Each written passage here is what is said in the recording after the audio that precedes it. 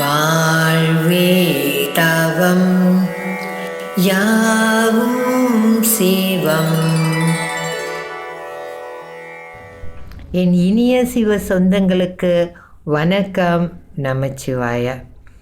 ஒரு சில நாட்களுக்கு முன்பு நம்மளோட சக பயணிகளோட பேசிகிட்டு இருக்கும்போது நான் ஒரு வார்த்தை சொன்னேன். பலர் நம் இறைவனை ஊருக்கா மாதிரி பயன்படுத்துகிறாங்கன்னு. என்ன இப்படிலாம் பேசுகிறன்னு சொல்லிட்டு என்னை சுற்றி இருக்கிறவங்க கொஞ்சம் கோவப்பட்டாங்க. ஆனால் நான் சொல்கிறத கேட்டுட்டு நான் சொன்னது உண்மையாக இல்லையான்னு நீங்களே சொல்லுங்கள். பொதுப்படியாக நம்ம எப்போ ஈசனோட உறவாடுவோன்னா, நம்மளுக்கு ஒரு சிக்கல், ஒரு பிரச்சனை, ஒரு உடல் உபாதி, இந்த மாதிரி ஏதோ ஒன்று நடக்கும்போது மாஞ்சி சாமி கும்பிடுவோம். பதிகம் படிப்போம், நாம ஜபம் செய்வோம், கோயிலுக்கு போய் சுற்றுவோம், ஏதோ பூஜை பண்ணுவோம், எல்லாமே பண்ணுவோம். பிரச்சனை தீர்ந்துட்ட பிறகு பரவாயில்ல விட்டுறலாம், நாளைக்கு போய்க்கலாம், நாளைக்கு செஞ்சுக்கலாம், மனசை தொட்டு சொல்லணும். நம்ம எல்லாருமே இப்படி பண்ணியிருக்கோம்ல. உங்களே சொல்கிறதுக்காக இல்லை, நானே இப்படி தான் இருந்திருக்கேன். இப்போ தான் கொஞ்சம் அந்த மாற்றம் எப்போவுமே அந்த ஈசனோட உறவு எனக்கு வேணும். அதனால தான் நான் சொன்னேன், ஈசனே நான் என்றும் உன்னோடுன்னு ஒரு இடத்துல நான் சொல்லும்போது இதை சொல்லி எனக்குள்ளார என் மனசையும் என் அறிவையும் பழக்கப்படுத்திகிட்ருக்கேன். நம்ம வாழ்க்கையை சரி செய்கிறதுக்கு ஈசனோட திருவருள் அவசியம். அது இல்லாமல் என்னமே பண்ண முடியாதுன்றது தான் உண்மை.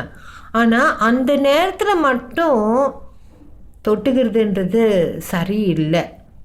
எல்லா நேரத்துலேயும் அவனோட உறவு நம்மளோட கலந்து நிற்கிற நிலையில் வாழ்க்கை ரொம்ப நல்லா மாறும். பொதுவாக நான் சொல்கிறது, ஈசன் நம்மளை விட்டு விலக முடியாது, அது நடக்காத விஷயம்.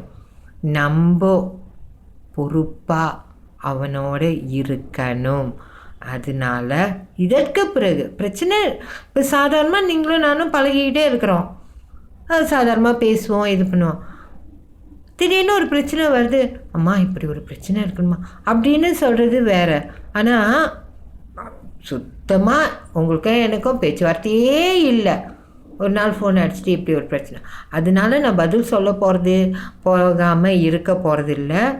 அதே மாதிரி தான் சிவபெருமான் நம்மளுக்கு செய்யாமல் இருக்கவே மாட்டார். ஆனால் ஏன் நம்ம தொடர்ந்து அந்த உறவில் இருந்து நம்ம வாழ்க்கையை மேன்மைப்படுத்தக்கூடாது என்றது தான் என்னோட கேள்வி. கொஞ்சம் அந்த மனசை கொஞ்சம் தட்டி எழுப்பலாமே. வாடா, எதோட பயணிக்கிறோம், நம்ம ஈசனோட பயணிக்கலாமே. இதை சிந்திச்சு பாருங்கள். உங்களுக்கு தோணுறத கண்டிப்பாக நம்மளோட பகிர்ந்துக்கோங்க. அது கண்டிப்பாக மற்றவங்களுக்கும் பயனளிக்கும். நம்மளோட வாழ்க்கை மேன்மைப்படுவதற்கு ஈசனோட உறவு தொடர்ந்து இருக்கணும், அவசியம். நம்மோடு இருக்கும் ஈசன் எப்போதும் நம்மளை வழி நடத்தி கொண்டே இருக்கின்றான். நன்றி. நமச்சிவாய.